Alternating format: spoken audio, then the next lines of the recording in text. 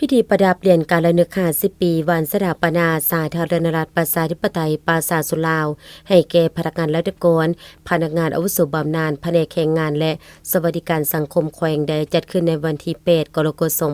2026ที่ห้องประชุมของตนภายใต้การเป็นประธานของท่านเพชรสมัยไสญาธิจักรคณะประจำพรรคแขวงหัวหน้าคณะจัดตั้งแขวงมีบรรดาเลขาคณะพรรคคักทานห้องเลขาหัวหน้าแขนงห้องแขนงพนักงานภายในแผนกแรงงานและสวัสดิการสังคมแขวงตลอดฮอดพนักงานอาวุโสบำนาญเข้าร่วม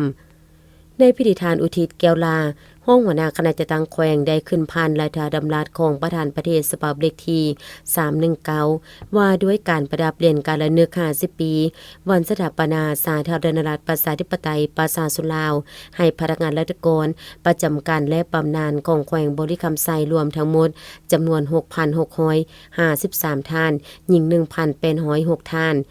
การประดับเหรียญการระลึก50 ปีวันสถาปนาสาธารณรัฐประชาธิปไตยปราสาทสุลาวให้บรรดาการนำและอดีตการนำของสาธารณรัฐประชาธิปไตยปราสาทสุลาวครั้งนี้เพื่อแสดงความรู้บุญคุณต่อการนำขั้นสูงในอดีตและปัจจุบันเพื่อหวนคืนถึงวันมหาไสยชนะแห่งการปฏิวัติศาสตร์ประชาธิปไตยสถาปนาเป็นประเทศสาธารณรัฐประชาธิปไตยปราสาทสุลาวในวันที่2ธันวาคม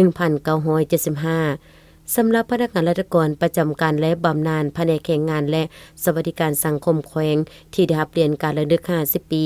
วันสถาปนาสาธารณรัฐประชาธิปไตยปราสาทสุลาวในครั้งนี้รวมทั้งหมดจำนวน28ท่านหญิง6ท่านในนี้พนักงานบำนาญ10ท่านหญิง1ท่านและพนักงานราชการประจำการ17ท่านหญิง5ท่านให้เกียรติขึ้นประดับและมอบเหรียญการระลึก50 ปี